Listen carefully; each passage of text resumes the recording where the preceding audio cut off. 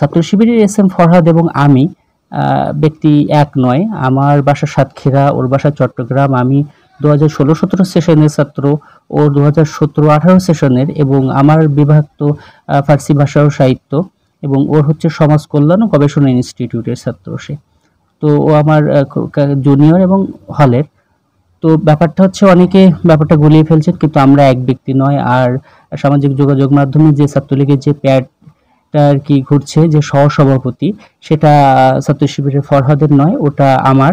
এবং অনেকেই জানতে চেয়েছেন যে আমার ছাত্রলীগ সংশ্লিষ্টতা এবং 2024-এর যে গণ অভ্যুত্থানের আমার ব্যাপারটা আপনারা জানতে চেয়েছেন। সেটা হচ্ছে আমি 2024-এর যে জুলাই মাসে যে আমাদের গণ অভ্যুত্থান হয়েছে, সেখানে 2024-এর যে 14ই জুলাই, সেখানে আমরা ছাত্রলীগের যারা ছিলাম প্যারে, তারপরেও আমরা বিদ্রোহী হয়ে এবং একযোগে পদত্যাগ করে 14 তারিখ আমরা হচ্ছে আন্দোলন করি। সেখানে আমরা তুমি কে আমি কে রাজাকার রাজাকার বলে ক্যাম্পাস প্রদক্ষিণ করি, এবং রাজু ভাস্কর্যে আমাদের এটার তীব্র নিন্দা ও প্রতিবাদ জানাই তৎকালীন প্রধানমন্ত্রীকে। তো আমি ওই দিন রাতে 8-3টার সময় আর কি হলে ফিরি। পরবর্তীতে তো আপনারা জানেনই যে 14, 15, 16, 17 ক্যাম্পাসে কি অবস্থা সৃষ্টি হয়েছিল ছাত্রলীগ এবং বহিরাগত সন্ত্রাসীদের দ্বারা। তো 17 তারিখের পর ঢাকার বিভিন্ন জায়গায় থেকে আমি আন্দোলনে অংশগ্রহণ করি।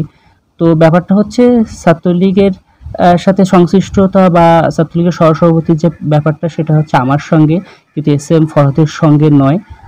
সেটা আগেই বলেছি। তো ডাকসুকে কেন্দ্র করে একটা রিট হয়েছে ফরহাদের বিরুদ্ধে। সেটা হতে পারে, যে কোনো মানুষ সেটা করতেই পারে, প্রার্থী করতেই পারে, কিন্তু ব্যক্তি আমার সঙ্গে তার মিশিয়ে ফেলা কিংবা তার সঙ্গে অন্যকে মিশিয়ে ফেলে কিছু করা, এটা মনে হয় সুখকর কিছু নয়। তো এই জন্যই আর কি ভিডিওটা করছি, যে আমি ব্যক্তি ফরহাদ আর ওই ব্যক্তি ফরহাদ এক নয়। এটাই হচ্ছে মেইন কথা। তো প্রত্যাশা থাকবে যে যে কোনো বিষয়ের সুষ্ঠু এবং সুন্দর সমাধান হোক। আমার কবি জসিমউদ্দিন হলের যিনি আছেন আমাদের প্রার্থী আবিদ ভাই, উনি আমাদেরই হলের ভাই, আমাদের ইমিডিয়েট সিনিয়র ভাই। উনি সহ এস এম ফরহাদ আমার জুনিয়র।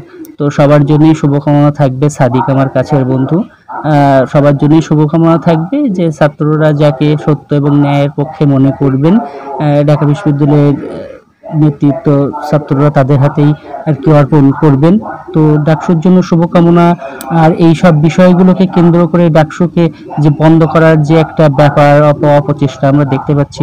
আমি ঢাকা বিশ্ববিদ্যালয়ের একজন ছাত্র এবং বাংলাদেশের একজন সচেতন নাগরিক হিসেবে অবশ্যই প্রত্যাশা করব যে ডাকসু কিংবা ছাত্র সংসদগুলো অবশ্যই কোনোভাবেই বন্ধ করা উচিত হবে না। তো সবার জন্যই শুভকামনা। আর যে মিসকনসেপশনটা সবার মাঝেই ছিল যে আমি ফরহাদ এবং ওই ফরহাদ এক কিনা, তো আমি হচ্ছে এস এম ফরহাদ হুসাইন, সেই এস এম ফরহাদ। তো সবার জন্যই শুভকামনা থাকবেন।